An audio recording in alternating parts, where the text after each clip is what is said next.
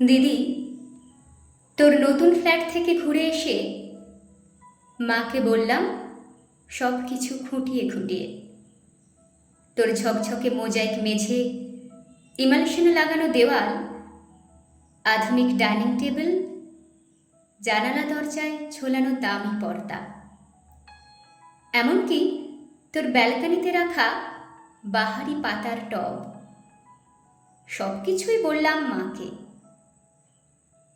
নগেন দত্ত লেনে আমাদের আলো বাতাসহীন একতলা ভাঙা ঘরে বসে মা সব শুনলেন চোখ বুজে। শুনতে শুনতে মার মুখে ফুটে উঠছিল হাসি, আর চোখে আসছিল জল।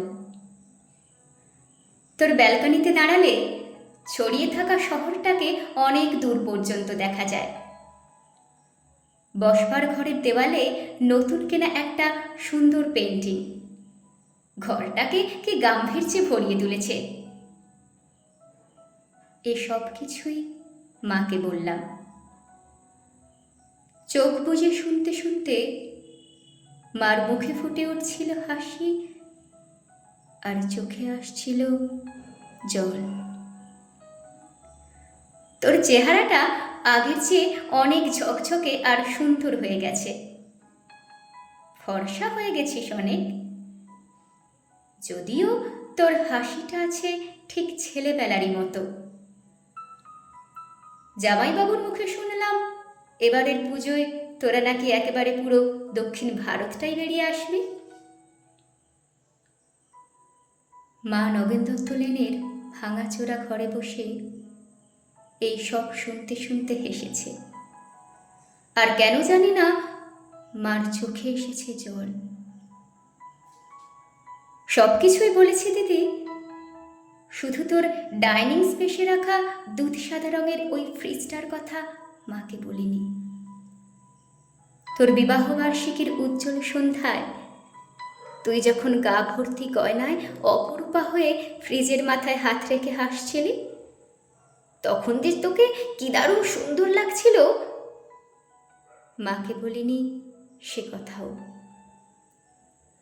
বিবাহবার্ষিকীর সন্ধ্যায় তোদের আনন্দ উজ্জ্বল অ্যাপার্টমেন্টে তুই আর জামাইবাবু যখন ওই ফ্রিজটার পাশে দাঁড়িয়ে হাসি মুখে মালা বদল করছিলি, বাবুদের রসিক বন্ধুদের অনুরোধে, আর ক্যামেরার ফ্ল্যাশ ঝিলিক দিয়ে উঠছিল উপচে পড়া খুশির মতো।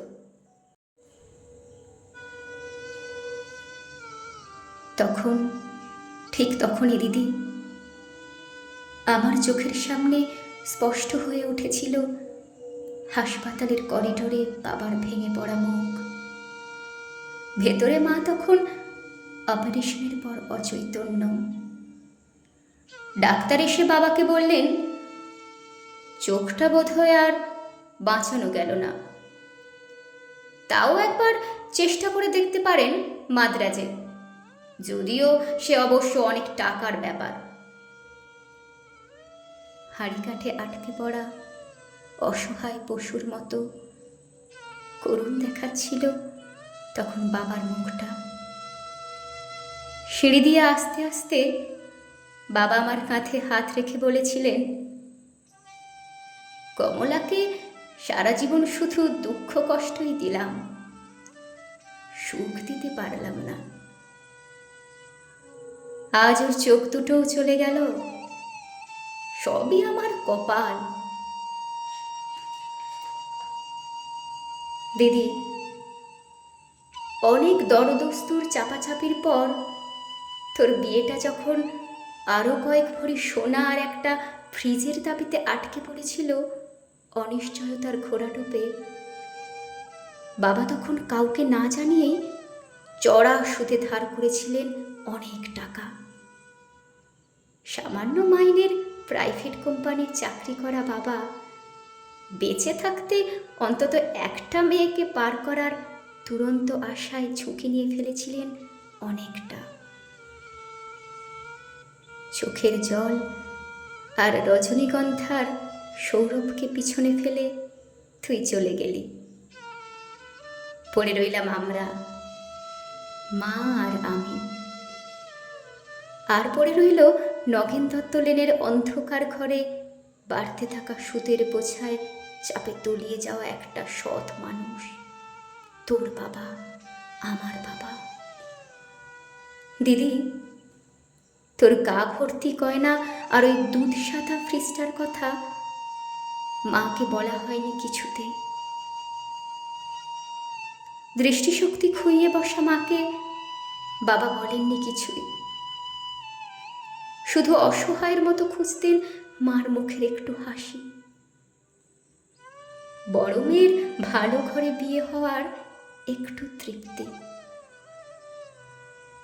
সে হাসি খুঁজতে খুঁজতে ক্লান্ত বাবা চলে গেছেন।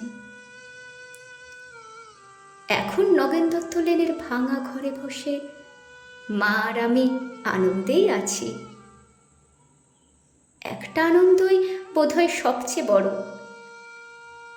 এ বাড়িতে আর কোনোদিন সানাই বাজবে না সাহানায়।